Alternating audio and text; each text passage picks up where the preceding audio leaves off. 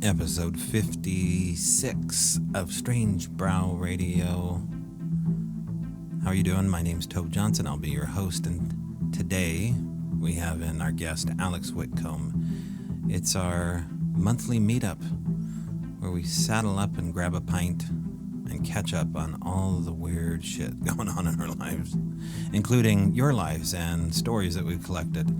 So, that in a moment with Alex Witcomb, and man, oh man, I have to say thank you for a gift this guy sent me. Forget the sponsors. Let's sponsor Alex and go to Facebook. Go to Strange Brow Radio on Facebook and see the latest post that I put up of his stuff. Drifted Creations is the name of his studio. Check it out, Drifted Creations. And need I say more? A third eye Sasquatch made out of driftwood. It'll blow your mind. Go check it out. All right. More in a second. We'll be right back.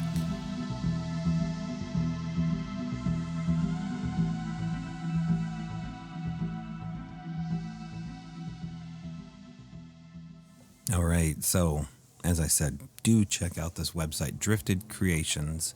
That's the name of the Facebook page. I don't think there's technically a full-on website, but Alex will be on in a moment here, as you will well see, and I don't think he'll talk an inch about himself, but he should be, because he's the Michelangelo of driftwood, and he does a lot more than driftwood art. He's an amazing artist in general. He's got a keen eye. You should see the wicked stuff he's just doing with a sheet of paper and a pencil, and he's also currently doing a remote viewing class with me. And I don't know if we actually touch upon that in this phone call.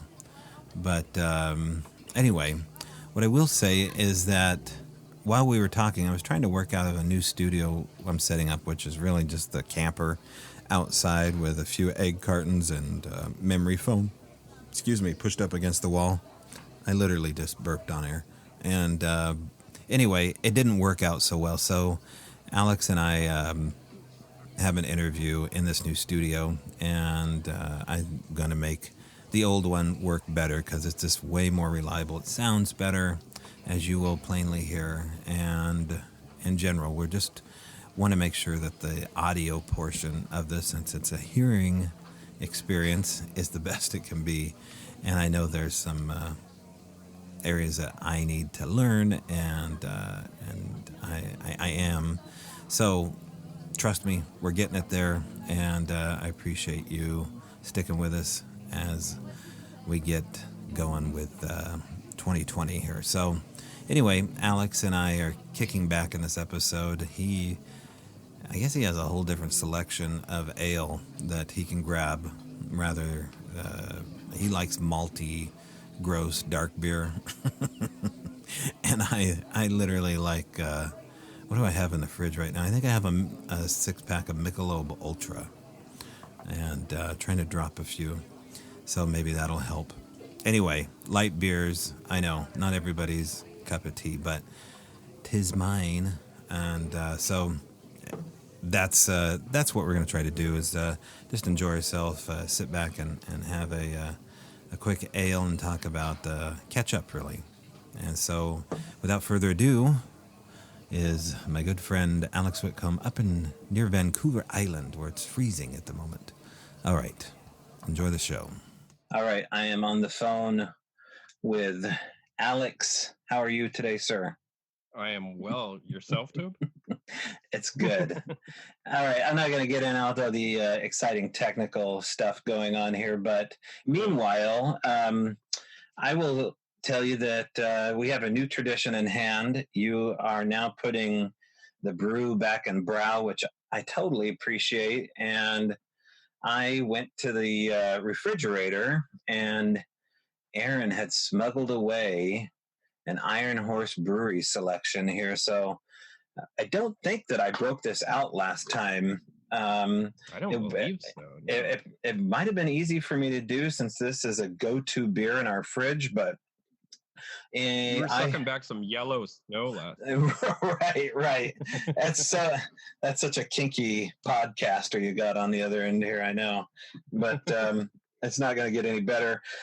I am holding Quilter's Irish Death, the Iron Horse Brewing Company's dark smooth ale. It goes on and on about the well, it's got a pretty high alcohol percentage point on here, and so yeah, this is made in Ellensburg, Washington. That is home of the great Bob Gimlin, who's right outside of Yakima and Ellensburg. And so, without further ado, I'll take a swallow, and then you can tell folks what you've got here. But I'll give you my initial test.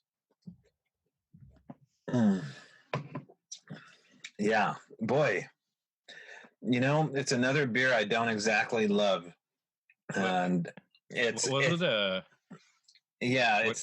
Irish. Well, it's a dark smooth ale, so you can imagine it's a skunky, hoppy. Yeah. Man, I feel like a little child that just wants a little glass in a Dixie cup of Kool-Aid after I taste something like that. It's Irish too, so they probably threw some potatoes in there. Yeah, there probably is a couple of potatoes and shamrocks, and it does have a Celtic cross and a skull and bones. So they're taking their emblem seriously. So what do you got? Okay, well, I had to pick up another Driftwood brewery beer that's out of Victoria, British Columbia.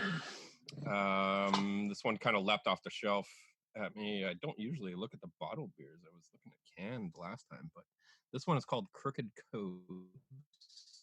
It's an alt beer, and the imagery just like popped right out. It was these three dark hooded figures in the background with horns.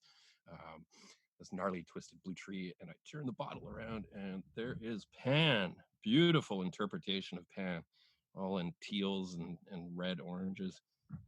So just had to get that one. So let's pop it open here.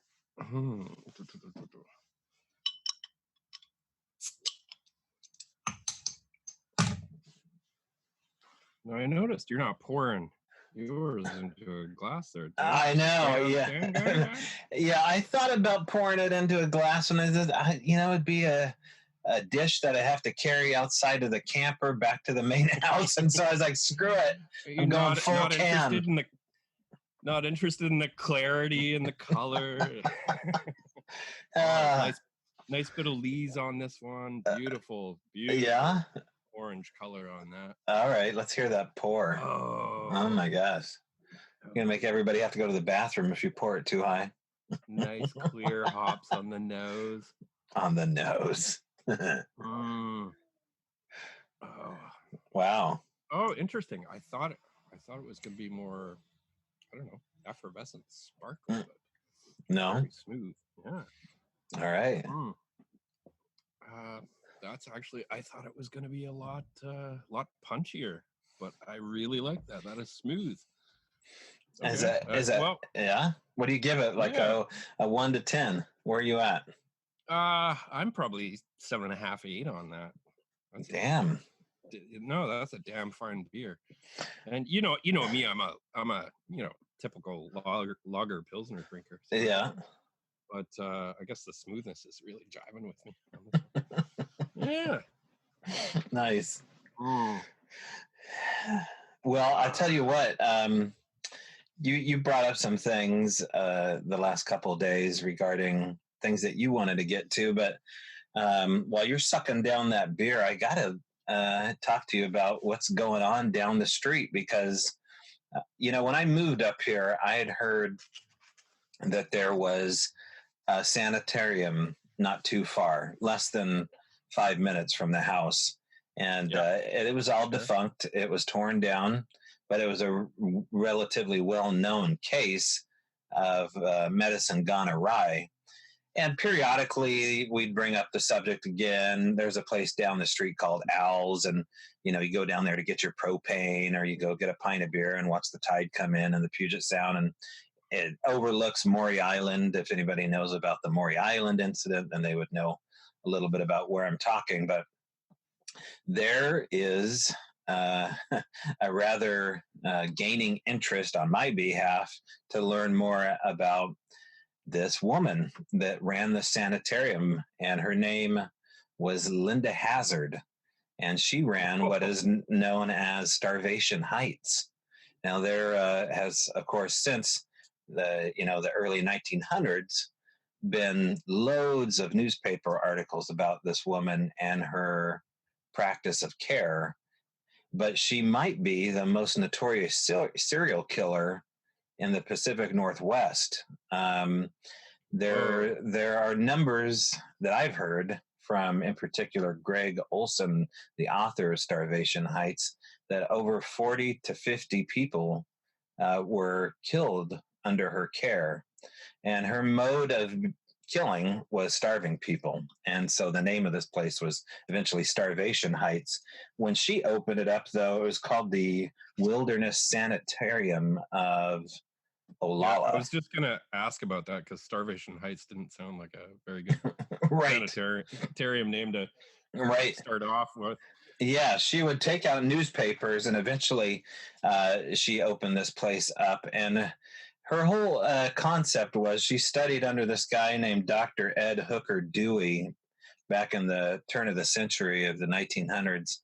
And she didn't get her degree, never became a physician of any sort, but this Dr. Dewey basically taught her that starvation and fasting were the key to healing, and it could heal anything that ailed you. And so while she was a mother and recently married, she studied under this guy, and then she moved to Minneapolis, and that's when she started to practice her care of fasting and testing it out on people. Now, one of the first guys that she tested it out on was about the year, I think it was 1902. And we're not quite sure how quickly this guy died due to fasting. But most of the time, it seemed that she would give out very little food to these people. And the only food that they would ever really receive was just soup, very watered down tomato soup or broth or asparagus soups. And asparagus soup. So yeah, she went to town, and she started her killing spree soon after that first kill by moving from Minneapolis to Washington, and that's where she went. She went about 5 minutes down the road from where I am, opened a sanitarium called the Wilderness Sanitarium, and for a period of about 20 years, or probably more like 15 years, she killed about 50 people due to starving them. And she'd get all their money, she'd get all of their jewels, she'd get them, all their property rights, their last will and testament, because they basically became delirious, and she had talked herself into kind of being this cult leader of this cure-all, the snake oil of snake oil. So Linda Hazard, and she ended up trying to cure these two sisters. They were British, wealthy British sisters that came. They heard about Linda's method, and for whatever was going on with them, they thought they'd come to Olalla and get healed by her. And so you have to imagine how crazy this must have been. You're talking about an island, basically. I mean, we're out here on a peninsula, but it's all woods. It's deep in the forest. Movie, man. Oh my gosh. Yeah, it's totally crazy. She's going to starve these two sisters to try to cure them. But when she found out what kind of wealth they had, she basically starved them to go after their wealth. And one ends up dying after she moves her from she moves both of them into her house and hides them in the attic while they're both at like 60 or 50 pounds. And they're too skinny to run away, but they cable out a message down to Portland, Oregon. One of the sisters does. And they're like, we can't move. We're about ready to die. And one ends up escaping. The other one dies in her custody. And the gal gets 2 to 20 years for homicide. And she only does 18 months and gets out on good behavior, moves to New Zealand, and stays in New Zealand while her new husband is running the sanitarium with her kids that she had with him. And then she comes back 5 years later and starts doing it all over again. Oh, yeah, it's crazy. What? And you hadn't heard of this story before? Okay, well, I had, but the details just kind of slip by me because there's so much to see and do out here, and I'm less than a year in, and I'm curious about a lot of this stuff. I mean, living in a Sasquatch UFO hotspot, we're kind of right at the tip of the iceberg of things to do, but there's a lot going on out here too, according to this property, which is, her house has not been torn down, and it was built in the 1920s, and it's incredibly haunted. And there's an adjacent property that's built right in front of it. So this is just literally 3 minutes down the street. So it's wild. Oh, it's totally wild. To figure that out, it's just like, you must have like walked past it like so many times and driven past it. And well, yeah. I feel slightly stupid that here I am doing a podcast about some of this crazier stuff here, and this is right down the street. So I put in a message to the homeowners that live on Hazard's property, because she still haunts the place, and so do the patients. Some of the EVPs, I wish I had queued up here. Maybe I'll put them in post. But did Hazard die there? She did. In fact, she was ailing from pneumonia, and she said her final words were that. Well, let me read you some of her. I'll read you some of her words here along the way. Let me see if I can cue those up here. Okay. Well, this is after she got busted for trying to kill somebody, and this was her response to the authorities. So I'll try to speak like Linda did. I have when she was questioned, because she was never a doctor, she had no pedigree. And so when they questioned her, and when she would basically get off and let go, especially the first one that she did in Minneapolis, why can't I say Minneapolis? She, when asked if she had any degrees, she basically, could not show any degrees.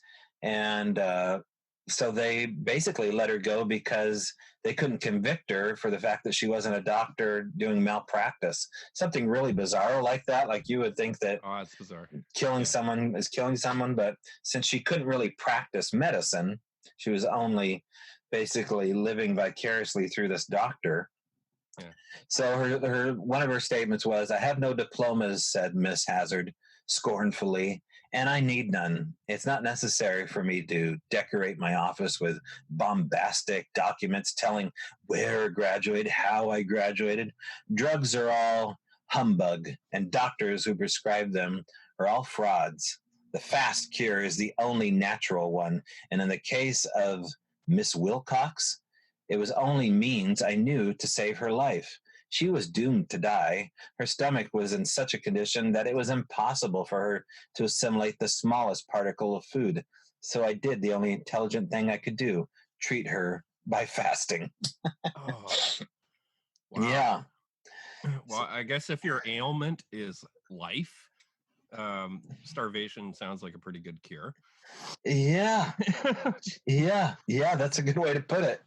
That's a good way to put it. But that's okay. This is interesting that you bring this up, because I had been looking into not so much a similar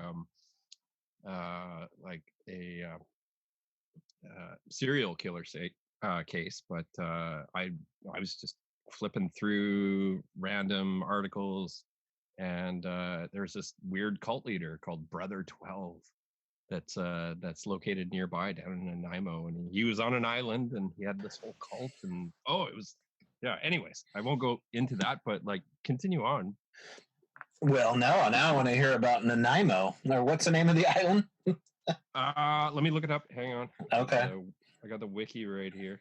All right, because we got if you said Nanaimo, that's going to make me hungry. That's like a Reese's peanut butter bar. Okay, yeah, Nanaimo. Mm-hmm. Where did he end up here? That must be. Are we talking early 1900s again, kind of deal? Yeah. Mm-hmm. His name was Edward Arthur Wilson, better known as Brother 12, was an English mystic who, in the late 1920s, founded a spiritual community located just south of the city of Nanaimo on Vancouver Island. He was born in England. He later claimed that during his childhood, he was visited by angels. He attracted a devoted following, including a group of wealthy and socially prominent individuals. Having taken the name Brother 12, he established the Aquarian Foundation in 1927, and his group's beliefs were basically based largely upon the teachings of this Theosophical Society. Okay.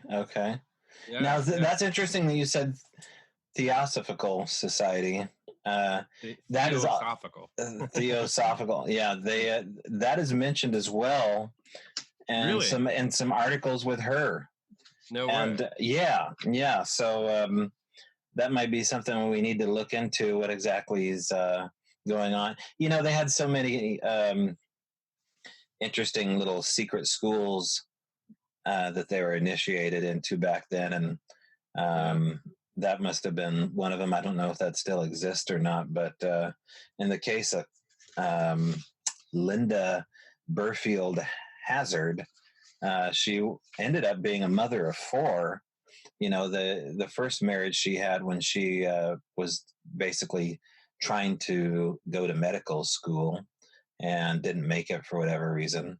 And then she quickly got divorced and left her two kids behind with her first husband, and meets this guy who was a bit of a little bit swindler himself, a guy by the name of Sam Christian Hazard. So she goes by Linda Butterfield Hauser at the time, and after she marries this scoundrel who's a known drunk, they both basically go into cahoots to try to figure out how to bilk people of their wealth.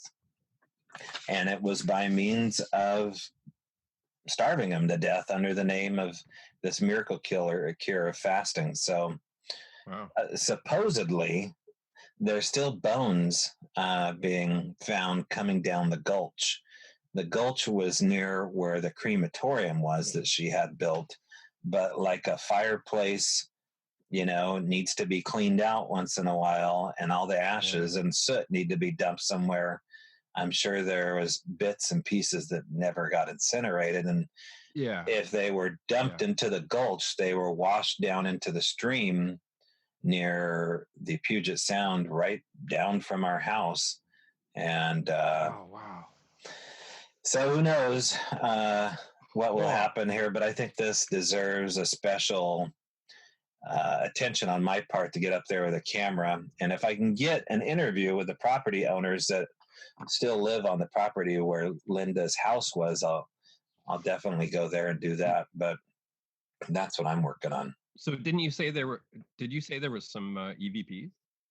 Yeah. So back in the 90s, after this author wrote this book, Starvation Heights, Gregory Olson, he goes on the local Seattle news here and sits down, you know, for the better part of a year promoting his book. And one of the news teams hired a paranormal team to go inside Hazard's old place and do some ghost work. And they caught some orbs and they caught some shadowy stuff, but the EVPs were pretty good. One of the EVPs that came up was a very clear dig us up, which I thought was a really creepy, very creepy EVP, right? Yeah. Wow. And then the wife that lives in the house with her husband and their two kids, who's still in that house, by the way, describes seeing a white and black cloud come through their living room. Now, why would that be? Well, maybe all the land is haunted with bodies strewn out, but one of the things that they did when they moved in there and built a new house was they took the stairwell from her house and put it in their house. So there's bits and pieces of Linda's old house, built Right. into their home. So Right. interesting bit of property, and I took some photographs of it. So I'll put those up with this podcast too, so people can at least see what I'm talking about as far as shabby digs, because it's pretty shabby looking. Well, this is going to be interesting if you're allowed access to this. And Yeah. Yeah. Well, there's this whole culture of guys that are sneaking into abandoned properties. Now, there's some abandoned properties around here that they have for sale signs on them, and they're just abandoned. And there's no hours listed on when you can go look at these properties. But I know that there's one really close to this particular site that caught my eye, and I roamed around there a couple weeks ago with Aaron in the middle of the day just to take a look, because this old farmer used to live there, and it's a 2-story 1940s farmhouse, and it's just got, it had all the potential for a really awesome remodel, I'm sure. But now you walk in there and it looks like it's been halfway torched, and there's bright green and pink pentagrams and 666 and Hail Satan everywhere. Oh, how predictable. Yeah, I know. Oh my God, I can't believe people still do that stuff. So funny. Yeah. So you have an attraction to abandoned places like me. Like, I've always just been like so fascinated with abandoned places. Yeah. Well, can you think of one in particular that you went to, or that you still go to?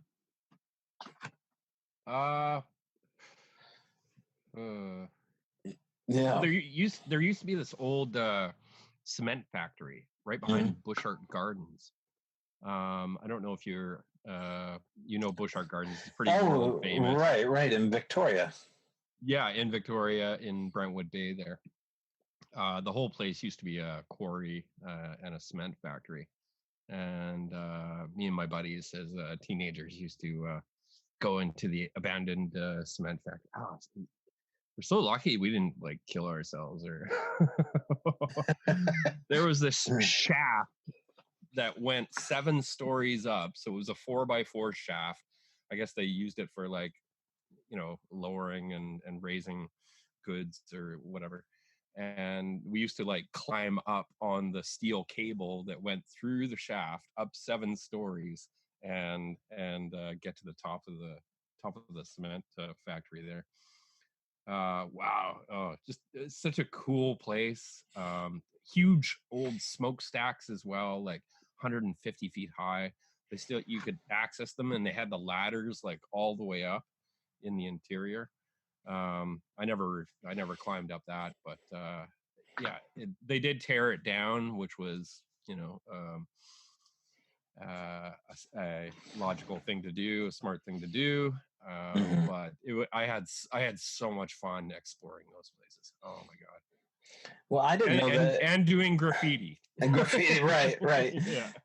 You're there drawing your own version of a pentagram.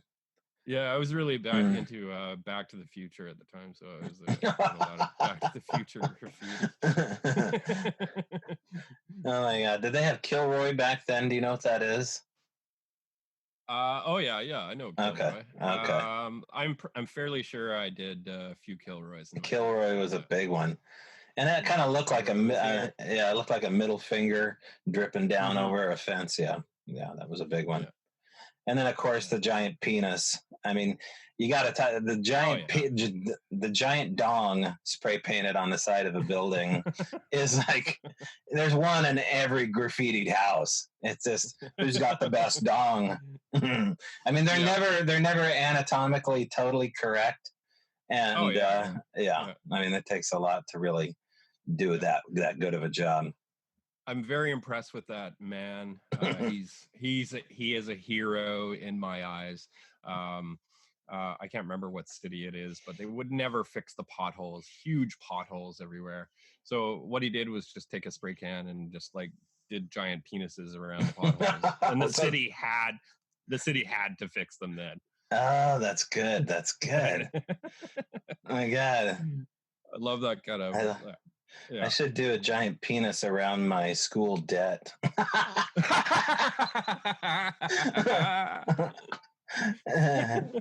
could I do that? I'm gonna have to figure out a way to digitally. Yeah, digitally. There you go. If someone can call me and find out a way to do that, that'd be great. Shoot me an email at strangebrowradio@gmail.com and you can have that job. I'll give you a free T-shirt. Oh, speaking of T-shirts, free T-shirt. we got T-shirts up now. So if anybody has been longing to have, these are actually high quality T-shirts according to Teespring.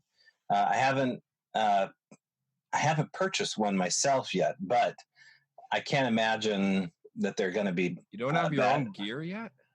Well, I have my old gear, but I don't have the new gear. So we made some T-shirts, and in the back of the T-shirts, there's a couple slogans, including "I'll see you in the trees" and "I was normal till I got here." And then we did some hoodies, and we did a couple stickers. So all those things, people want some gear, they can find those at. We can go to strangebrowradio.com, and there's a merchandise tag up at the top, and you just click that through, and then all that will go back into the podcast here. So that part. Gotta get me a new hoodie. A new hoodie. Yeah, we put the pineal Sasquatch head on the hoodies without the Strange Brow logo, but just the giant Sasquatch head, which I thought was cool to do. So, nice. Are they zip up or? No zip up. No, these are just pullover hoodies. Yeah. Yeah. All right. They have kind of a weird thing on Teespring where you can't really do all that much merchandise until you sell merchandise. So I want to do beanies and hats. Well, they won't let me do beanies and hats until we sell a certain amount, and then we can add to our inventory. So I think there's socks. There's a coffee mug that says "No Kool-Aid" on the back of it, and then there's some hoodies and some long sleeve shirts and T-shirts. So as soon as we sell enough, I don't know what that number is, then we can add more merch. But I'd kind of like to get a baseball hat or a beanie up that way. Yeah, can I get a beanie with the little propeller on it? Yeah, of course you can. Then I'll take you to the sanitarium for some asparagus soup. I'll drop you off on the beautiful island at the Wilderness Sanitarium. Yeah. You know, that sounds very nice, actually, asparagus. It does. And you know, she has the look. Like, you know how most women in the 1900s just have that stone face killer look anyway. Yeah. She's I gotta look her up right now. I want to see. Oh yeah. In fact, Hazard looks like. Oh yeah. If anybody's near their computer when they hear this. Oh, it's spelt with like 2 Z's too. Yeah. Oh yeah. Or 2 Z's in a mm-hmm. Now, reportedly, there's a hidden cemetery where the crematorium was stashed, and I think that part of the crematorium is still up there. But there's supposedly some unmarked graves of children that she got a hold of, and one of those children she got a hold of is a part of the Ivers legacy. I don't know if you have Ivers up in Canada, but Ivers is the fish and chips hotspot in the Northwest. Well, there almost was no fish and chips to be found because the mother of the founder of Ivers, Mr. Ivor, we'll call him, I believe his first name was Ivor, actually got a treatment from Hazard and was killed. And she had a 3-year-old son that he basically was a motherless child. And his father defended Hazard, even though his wife was basically killed by her. So there's, I guess there's a little bit of trivia for people that have followed along with the case. But yeah, pretty wild stuff. Wow, she looks. Am I right? Am I right? Yeah, She does. I know. I mean, there's various pictures of her. Yeah, the one where she's younger and kind of doing this Princess Leia pose is like, okay, well, yeah, but the older pics are just like, oh, okay, yeah, Stoneface creep, holy crap. Yeah. Oh boy.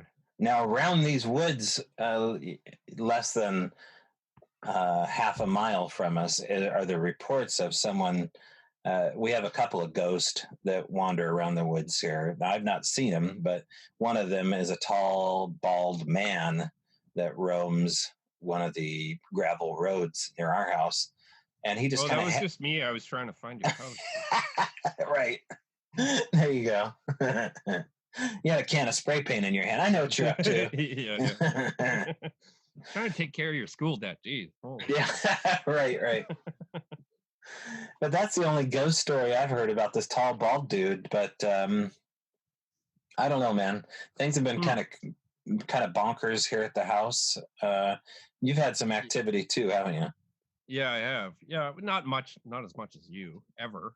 Yeah. But yeah, I've been having my little gifting stump with this little orange rubber ball that I put out in the woods there. It keeps getting moved. And, I'm just like, it's one of those things. Oh, okay, yeah, squirrels, ravens, yeah. But I just keep putting it back and it just keeps popping out. And I keep putting it back deeper. I push it down deeper, and it still keeps getting just popped out. The last time it was placed like just an inch, just out of the little divot that I pushed it in, and right next to the little white stone. So I don't know what that is. Yeah. I did send you the pics of that, but yeah, I don't know. Yeah, what kind of ball is that? Is it a rubber ball? Yeah, it's just a little orange rubber ball. Mm-hmm. It kind of looked like a little egg, so I wasn't quite sure. I found it on the property, and this might be a good little gifting thing. So yeah. And what about you? Like, you've had some things going on. Yeah. What was that curtain thing? I never got the curtain thing. Well, I don't really know what to make of it, other than the fact that it seems to be kind of the trickster element at play inside, but the cabin we live in doesn't have any doors really, except the bathroom door and the front and the back door. There's no doors between a small cabin. It's all vaulted ceilings and open space, because that's what you want to do when you live in a small cabin. Yeah. And so there's a bedroom, and between the bedroom is a pole curtain. And it's just a twill curtain on a it's kind of like a driftwood curtain rod that has a kind of a folkish look. And so that's mounted to the top of the doorway where there is no door, and it's on a curtain rod. And then this little khaki colored curtain is tied with a rope around it in the middle of the curtain. It's just a khaki colored rope.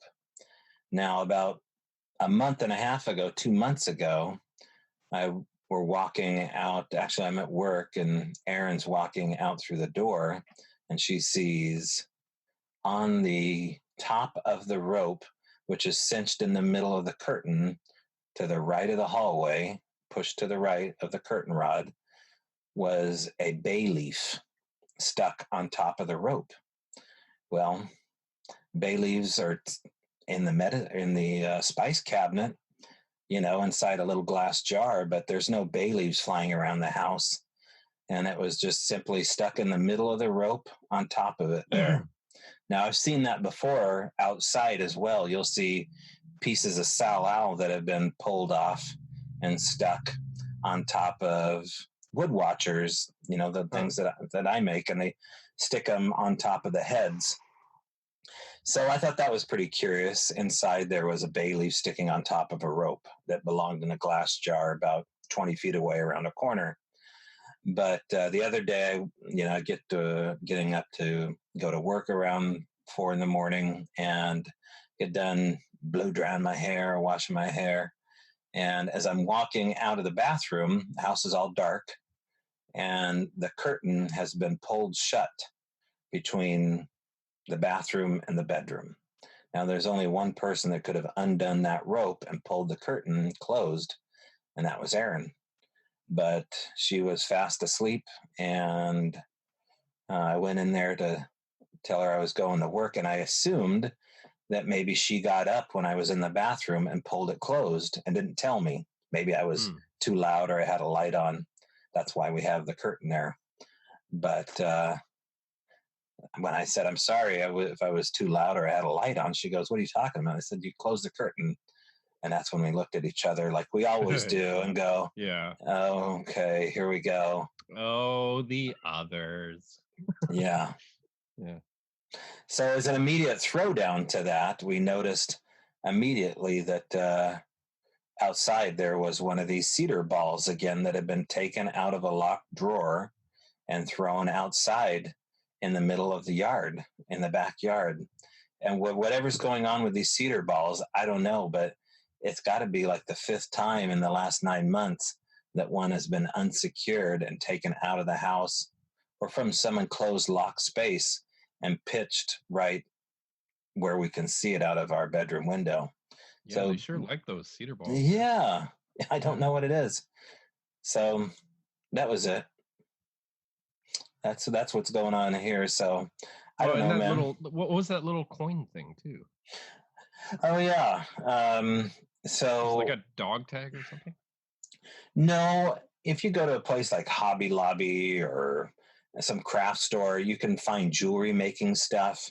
They have like all sorts of little knickknacks that you can make jewels with. And this one was like a Roman coin looking one, including it had like a little green patina. Yeah. Well, in an area where we'd been left something before, I grabbed one of these little crafter coins and I said, well, I'm just going to set it here outside where we found this one unique gift that we absolutely didn't leave. And nothing had happened. Maybe 4 weeks had gone by.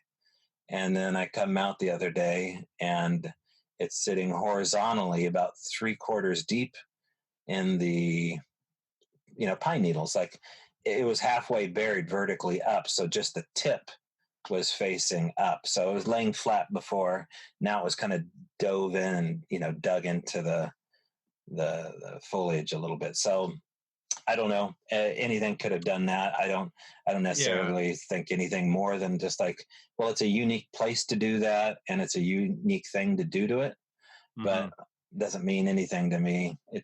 I just keep tabs of this stuff. You just keep tabs and keep recording. It's like the orange ball. Like, okay, well, yeah. I mean, it was such a subtle movement. Like it's just moved a little bit out of the depression upwards and just set by the little white rock. But it's like, well, okay, I'll just record it. Right. And this stuff means a lot more than I thought. After we talk about these particular weird things about cedar balls and rubber balls and bay leaves, you never know who's listening or what it's going to mean. But I was contacted by a gal on the East Coast who's a financial broker, and I think I'll air her interview this week. She heard our conversations about little things like this, and it meant something to her. She's not into the paranormal at all.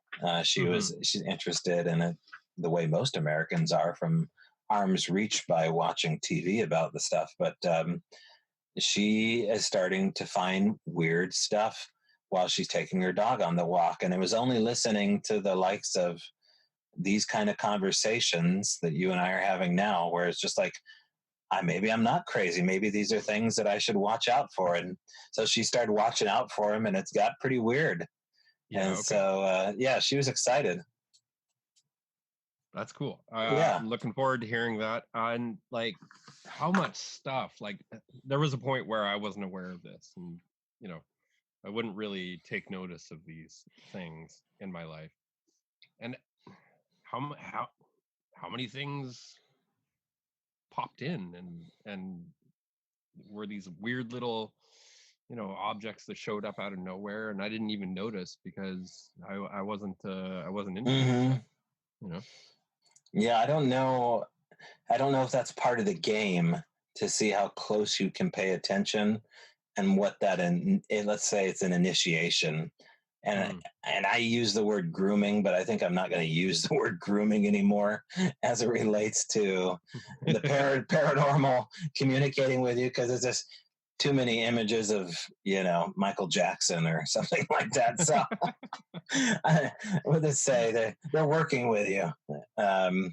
Yeah, we're working with it. Right.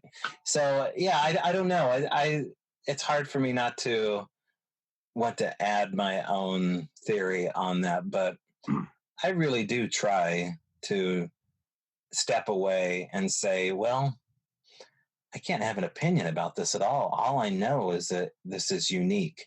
I don't know who did it. It's so unique that I think something with hands did it and something watching me did it. But does that mean I don't have like some kind of stalker file? I can't prove that. And that's what I was talking to this woman about. It's just like, well, you have to rule out stalker or weirdo, someone that has been watching you. So you got to find a way to rule out weirdo, which is exactly what we tried to do at the property in Cottage Grove. Is we have to rule out all the neighbors. We have to really find a way to catch them. If they're the ones doing this, then we need to find a way to do it. And we just, well, you know how it goes.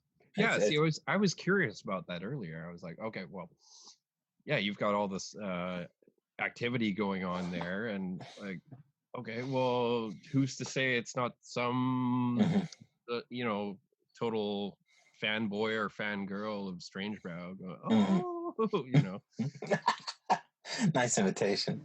And the way we knew is because it would happen all day, all night, and who's got that kind of time, and who's quick enough, and who can avoid FLIR, who can avoid, all the initial things we did, and then the sheer amount of supernatural stuff that started to occur just overwhelmed the rational side of things. So the irrational part of the supernatural was becoming the rational part, and saying it was a stalker was becoming super irrational.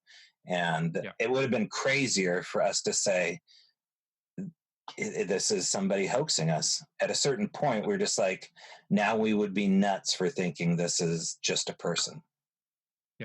Yeah. That's I had to go through that whole thing with my Hope experience with the apples.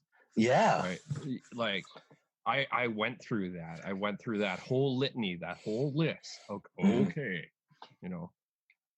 Could it have been a person? Okay, let's do the person thing. Like, no, it just makes no sense for someone to do that.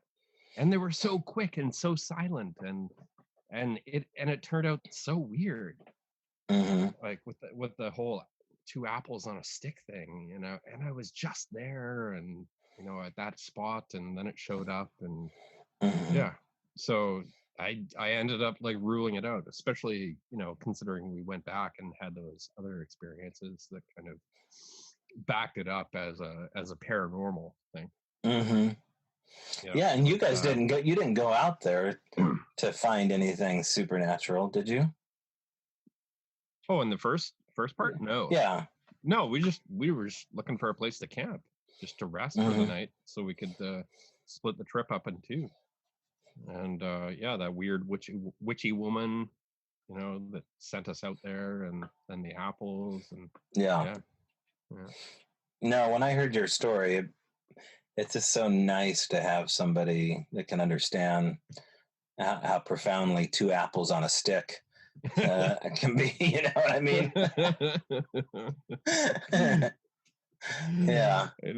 I know. It's so good to have people like in your camp there that like understand this. Yeah. I mean, it's kind of the equivalent of a burning bush.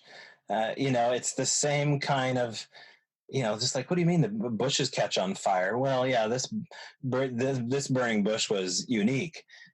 So I can kind of understand how these things could be interpreted through time. The old days in scripture, you would have been a prophet that saw the apples on a stick. 2,000 years in the future, man. You better get on this right now, because it's huge. Alex's carameled apples. Yeah. The 2 apples on a stick religion. Right. I don't know where it's going. I don't know where it's going, but I know I'm getting my own island, and I'm getting a bunch of followers. Oh my god. Yeah. No Oh yeah. starvation though. No starvation though. We're all about food. Mm-mm. No, I enjoyed talking to Melissa about her look into cults and her dealings with cults that were threatening her. So Yeah. that's pretty interesting. I've heard that before from people with Scientology that if you mess with Scientology, they'll come at you with both barrels loaded. But Oh yeah, and their black SUVs. Yeah. Oh, okay. They got black SUVs, huh? Oh yeah. Okay. Yeah. So what you've been looking into something else too. You and I were talking about time distortions and talking about how it relates to seeing things that shouldn't be there. Oh, well, like going back to the cement factory and me, tagging the cement walls with Back to the Future stuff. Like I've always been interested in time travel movies. That was the first time travel movie that I was just like blown away with as a kid. Oh my God. Oh, like especially Back to the Future 2 when they go in the future. Like, what was I like 13, 14 years old? And I was like, I got to have a pair of those light up lacing shoes. I do. So 14 years old, I actually wrecked my new shoes and put lights in them and made I did. I put a little lacing thing. Oh fuck, I was so proud. Walking around, walking the dog at night and just like, I've got light up shoes. Anyways, so I've always been interested in time travel, especially, time travel concepts, movies, media. That's the thing that I kind of soak up first. And over the last 2 years, I've been hearing some quote unquote ghost accounts that don't really sound like ghost accounts. Like they sound like this, how to explain it? This, I don't know, like a bleed over from one time in the future or present to the past, vice versa. There's some pretty good accounts out there where, and you had your, what was that? A couple of interviews ago, the woman that worked in the hospital.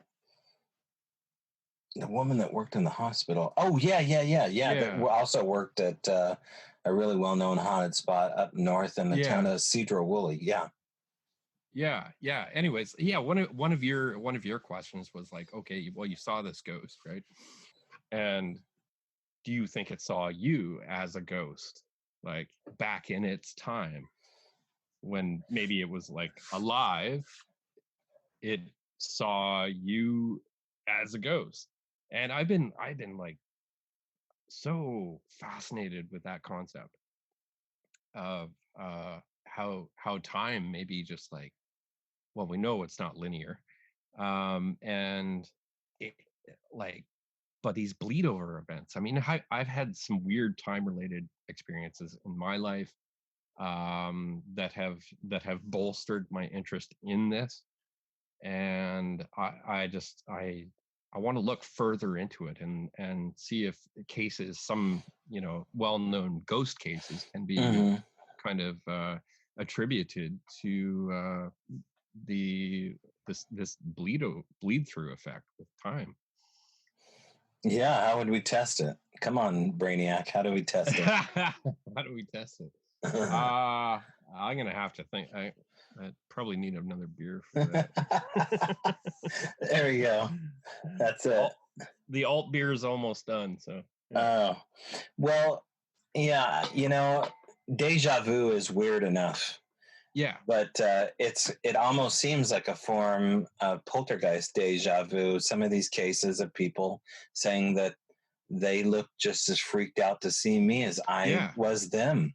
Yeah, totally. Yeah. So what was that? And that's the cases that I really like glom onto about. Yeah. Like the ghost was surprised. They're like, "Whoa, what the hell?" Right. Right. And what the guy at Stardust Ranch. I don't know if anybody's familiar with that case, but yeah, it's another skin twin. And he described sitting in his living room, seeing Roman soldiers walk past him. That's one of the ones, right? Right. Yeah. Right. Yeah. I remember hearing that. I couldn't peg it I couldn't remember which where it was from, but Stardust Ranch. Yeah. Yeah. And aren't they walking through like the basement or something, and their knees are in the concrete? Or Oh, that's pretty cool. That's a little bit of Philadelphia experiment sounding, but yeah, that I could go for that if they're doing it. Yeah, that might have been another account, but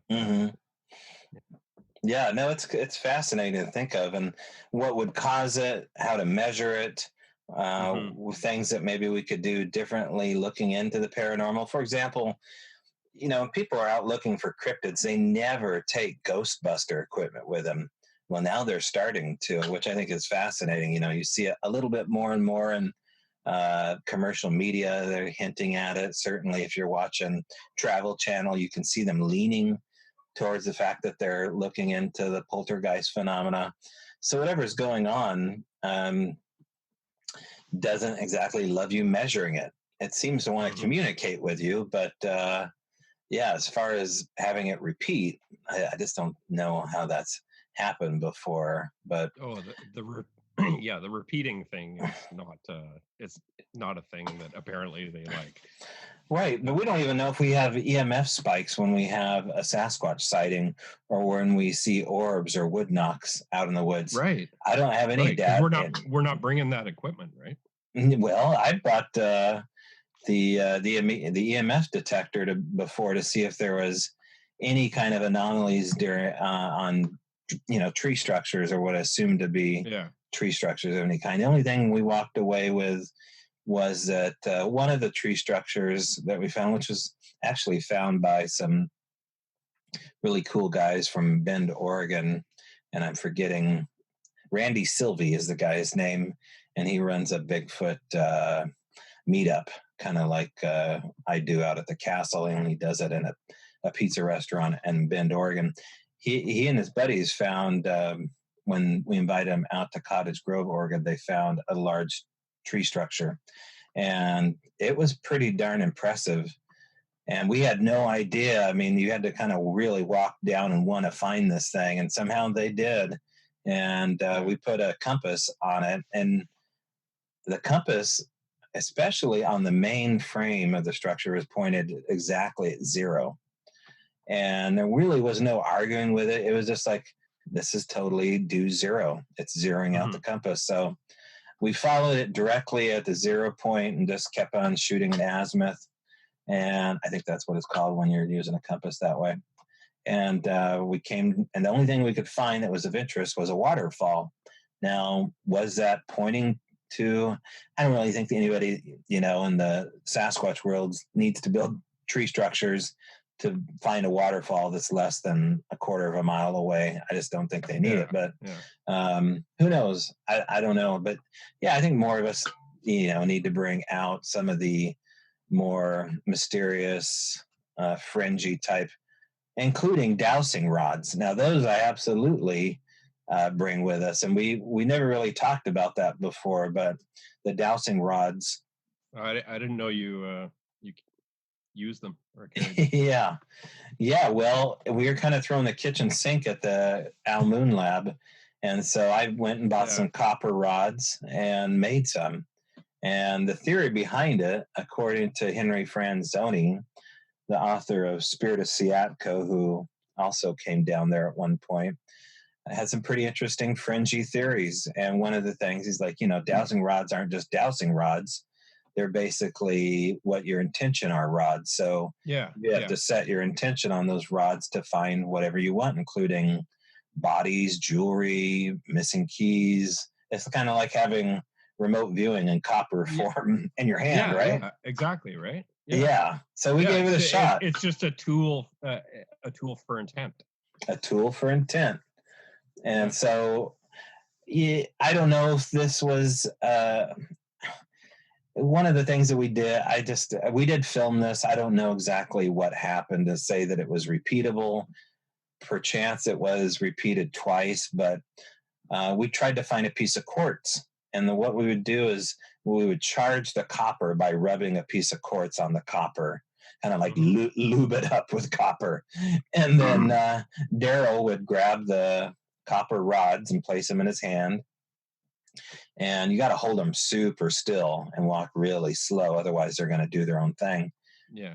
And the goal was to find a piece of quartz hidden in the gravel. And, he'd turn his back and I'd go hide it maybe 25 feet away, and it'd be somewhere in that vicinity. And then when the beams cross, there's your piece of quartz. And I think that happened on 2 occasions where he was able to find the quartz that was hidden, which I thought was pretty interesting. But it needs to be worked a whole lot more. I've seen people also make them cross.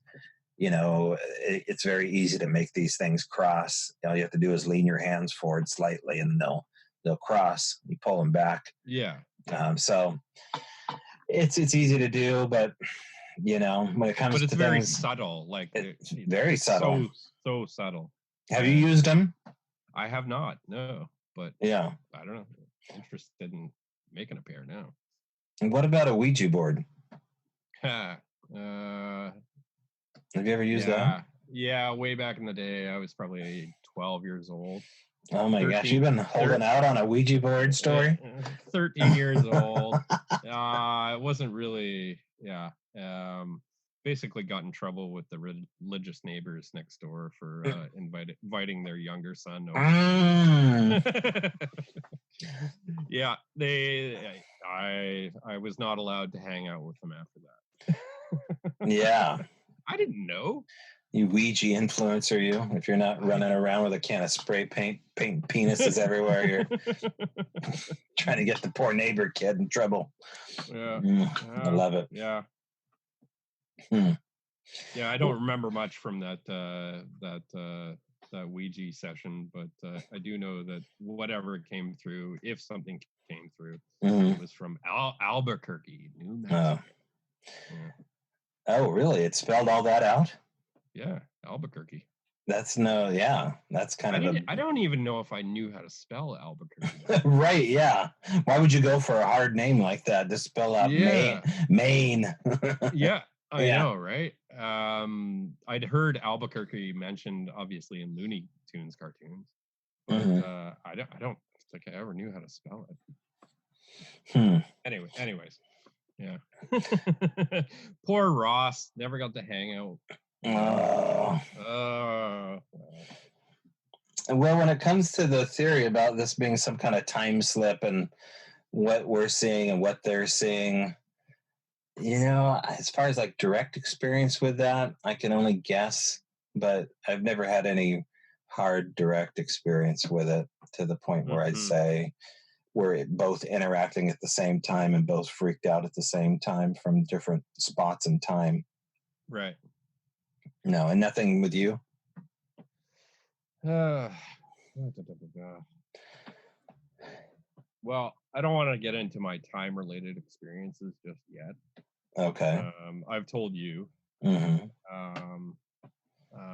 But as far as interacting with the other, I don't think I've had experiences like that.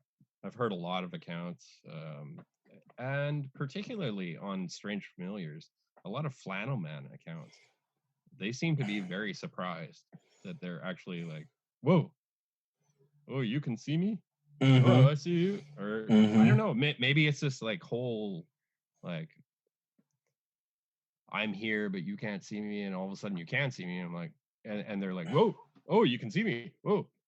And I've heard some of that as well. It doesn't have to be Flannel Man. Like, I don't know, fairies, gnomes, whatever. Like, there's a lot of stories out there that are like, these things are like really surprised. Like, you can go.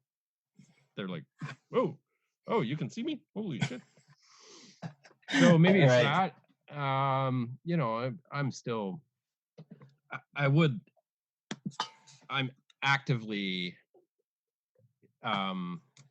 gonna pursue this whole time related concept to some of these experiences and encounters, and I don't know, just see what I can uncover. Right. Yeah, and who knows, if there's other people out there that seem that this might jive with, or fire some little neurons in their brain saying, "Oh my God, yeah, that experience that I had back then, yeah, they were surprised to see me, and oh, maybe that was so."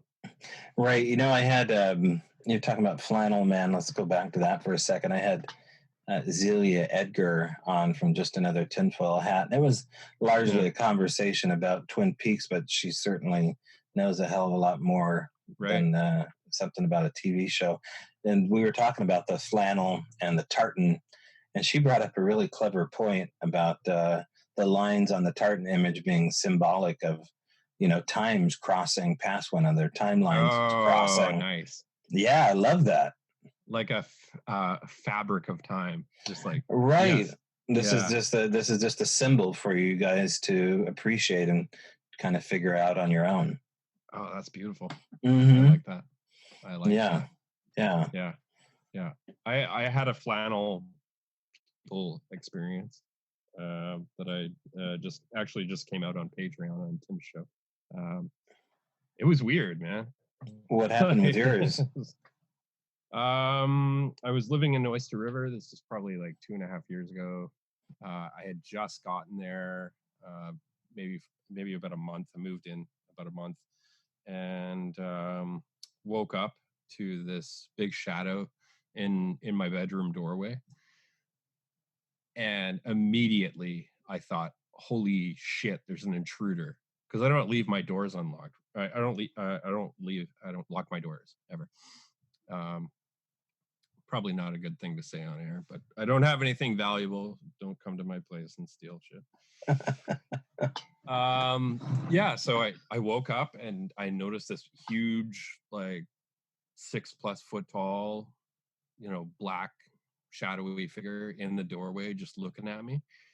And I immediately like called for my dog. I was like, but I wasn't like, Kirby. I was like, Kirby, because I knew he was sleeping on the couch in the living room. I was like, oh my shit, he's not responding. Why is he not responding to this? There's someone in the house. Holy shit. So with, Kirby was not responding, so I had to do something. So I immediately leap out of bed. I tackle this dude in the hallway, and there's a hammer lying on the ground, and I pick up the hammer and I start beating him on the hammer with the hammer on his back. And he's not fighting back. He's just like cowering. And he runs out the mudroom.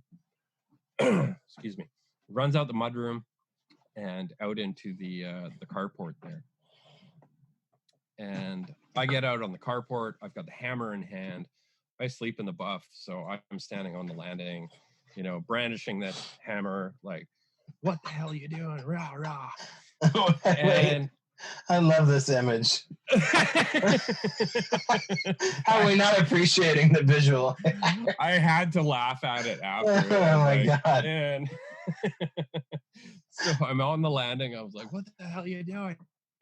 And so this dude is just standing in the carport. He's just standing there looking at me. And there's 2 other people. So there's a younger female and a younger male. They're all like kind of 18-ish years old. Like they're youths, but they're all dressed in flannel, different kinds of flannel. Offhand right now, I can't remember exactly which, flannels they were wearing, but they were all wearing different flannels, and they were all like grunge style, like how I used to dress back in 1990, 5 or 8. And so I'm out there, I've got the hammer in hand, they're all looking at me, and all of a sudden I get this sense of like apologeticness, like, oh, sorry, we didn't really mean to. And I felt sympathetic. I was like, oh, okay, yeah, no problem. Yeah, I'm sorry for hitting you. I thought you were an intruder. And then it kind of morphed into this dream state, this dream awareness, and eventually dissolved. And then I woke up the next day. I did remember it, but it seemed so real at first. That's the thing.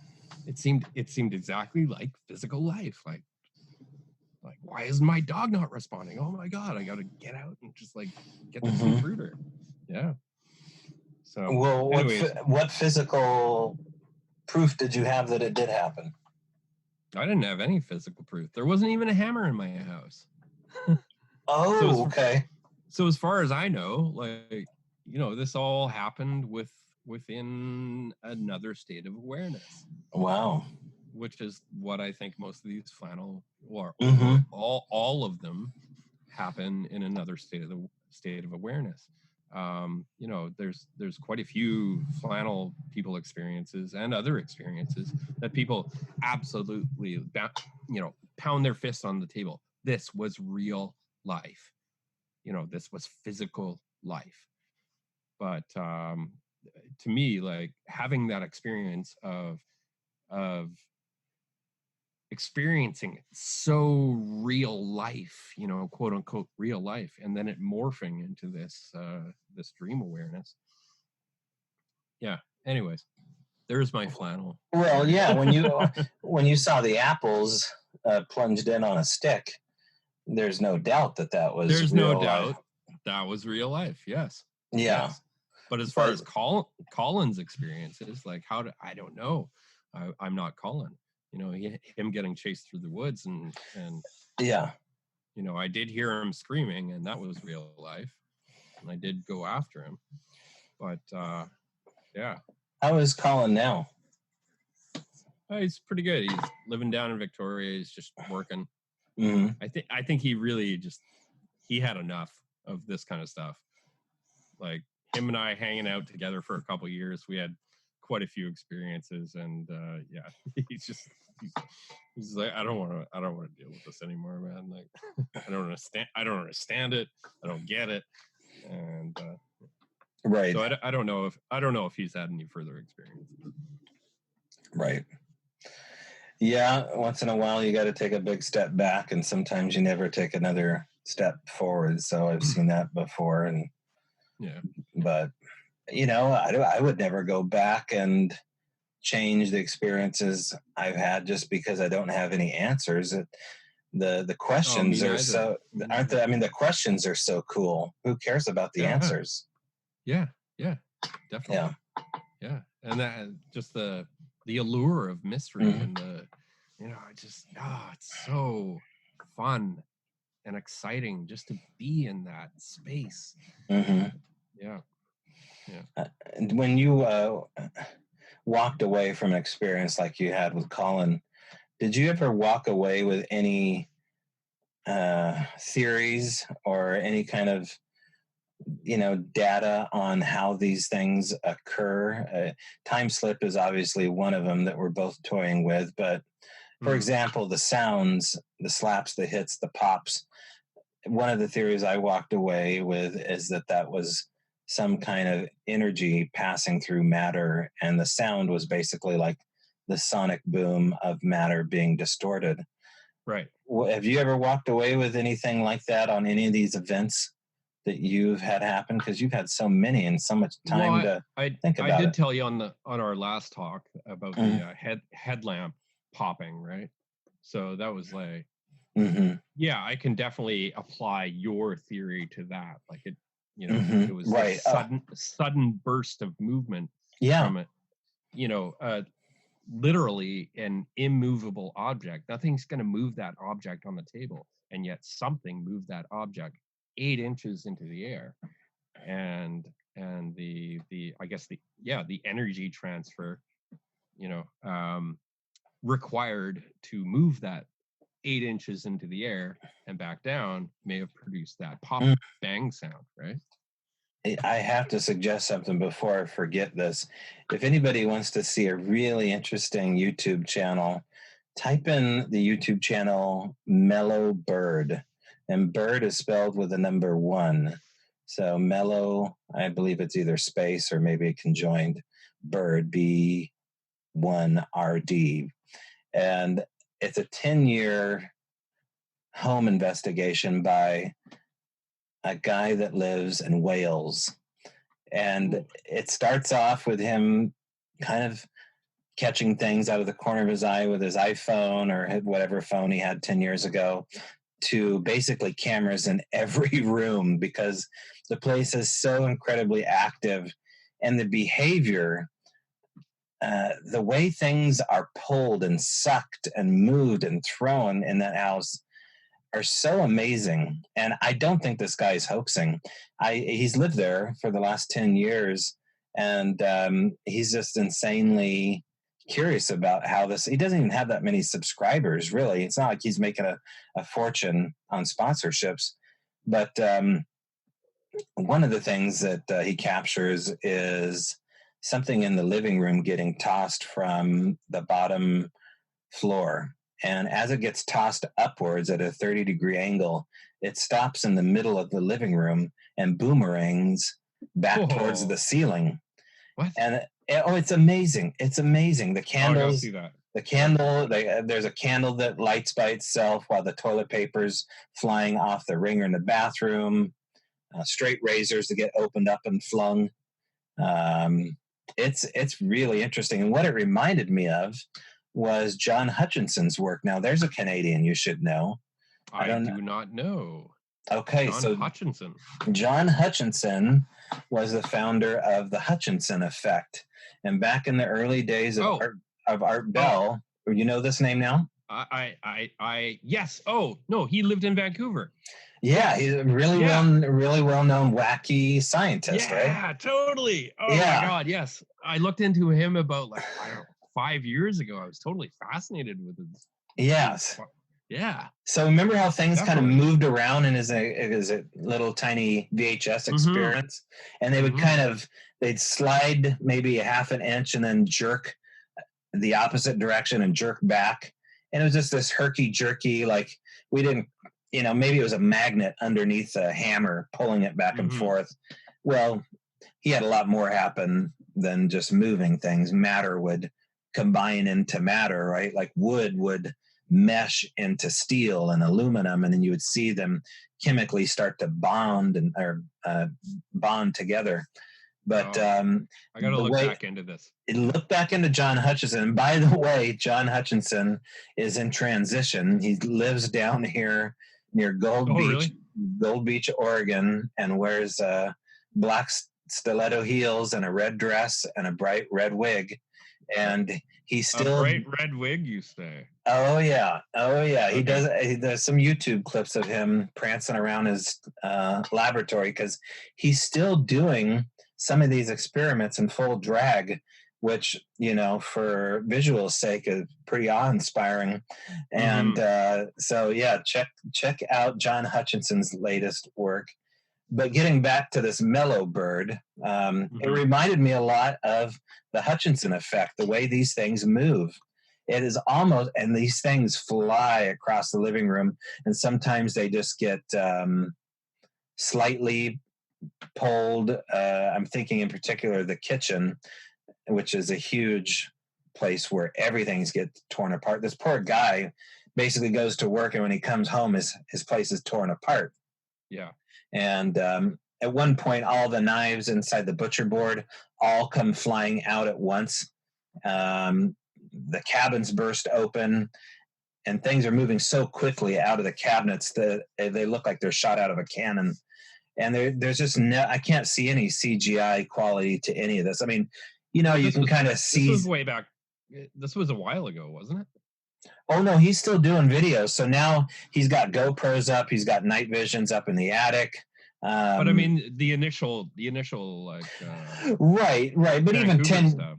Yeah. Well, with Hutchison, his stuff was dated back to the 80s. This guy's in Wales. So this cat in Wales. Yeah. So his stuff, 10, 15 years ago, you could still pull off CGI, but even CGI has a quality to it where you can get you've seen all the CGI UFO stuff. It's pretty easy to spot. It's so perfect. And it's so easy to spot. Yeah. So check that out, man. Will do. Yeah. Wow, that's interesting. What was I going to say on that? Oh, shit.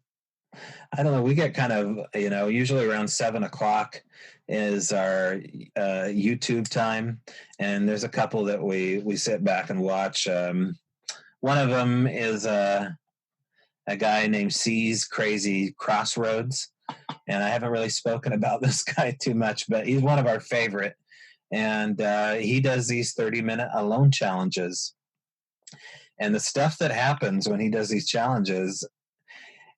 At some point you're just wondering, like, okay, they want the hits, they want the subscriptions, so they're faking these 30-minute alone challenges to be haunted. But I don't know. I tend to think that these guys might be haunted and that they have something following them. Okay. Yeah. So that's what I was just going to bring up when I was going to say, what was I going to ask you?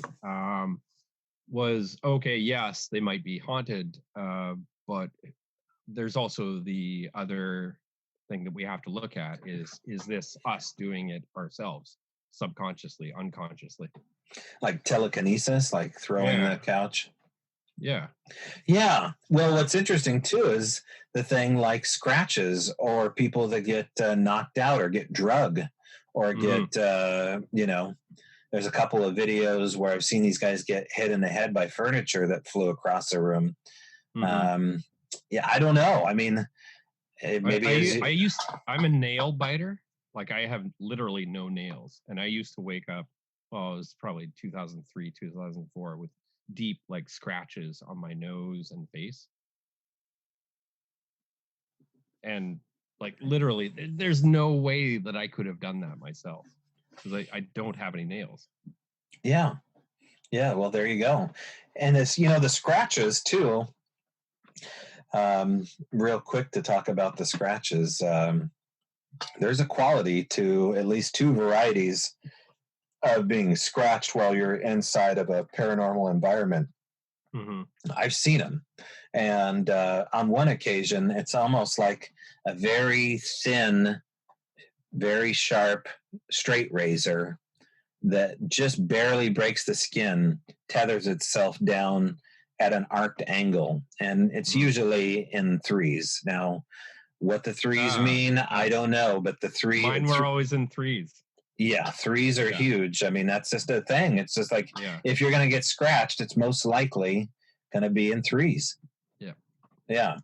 And it's probably going to be kind of looped or arced with a little bit of a twist to it or an angle.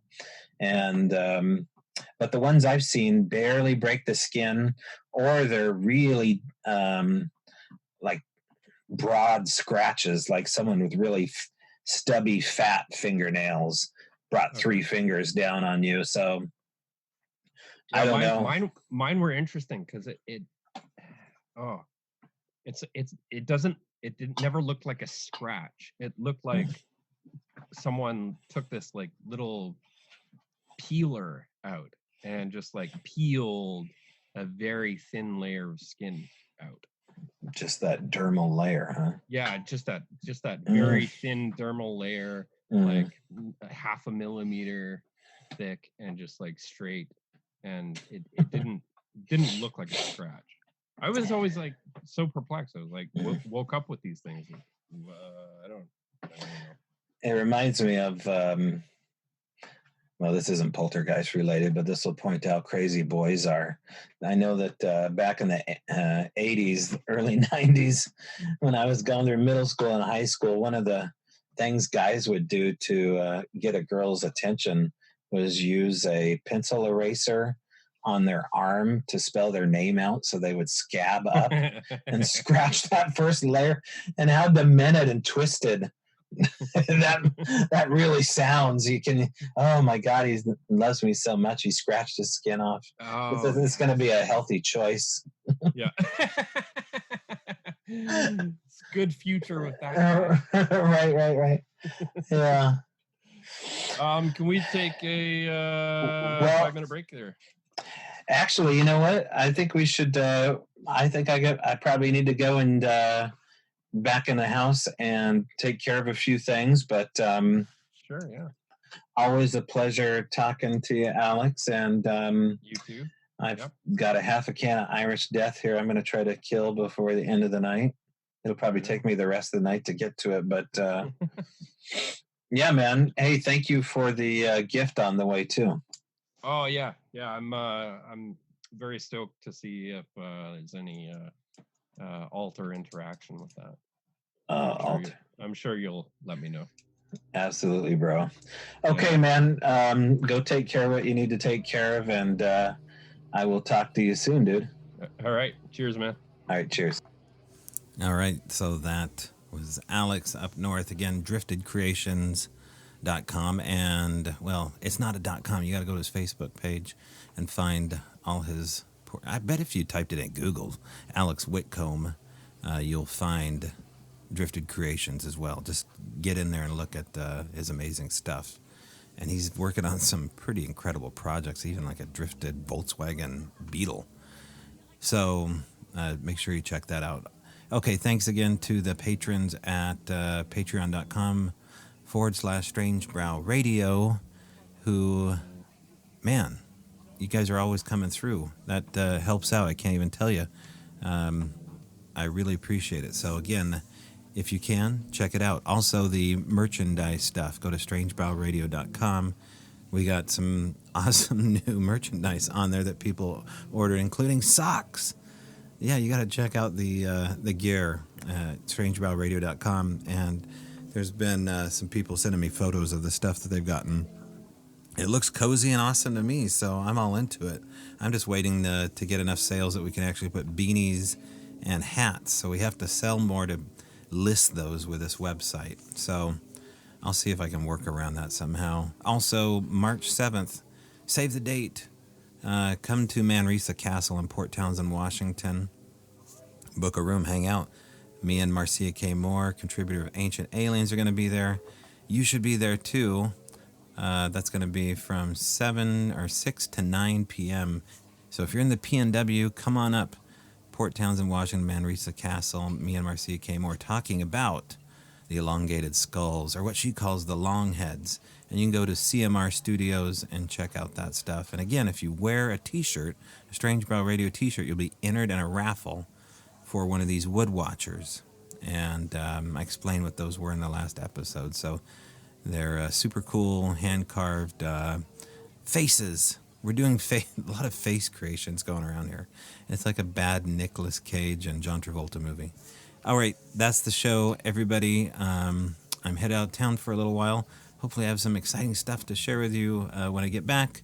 And next week, a heck of a amazing interview. I'm just going to go and give you a teaser. What about ancient pyramids in the Pacific Northwest? Super excited to talk about that. So don't go anywhere. And thanks for subscribing. And we will always see you in the trees.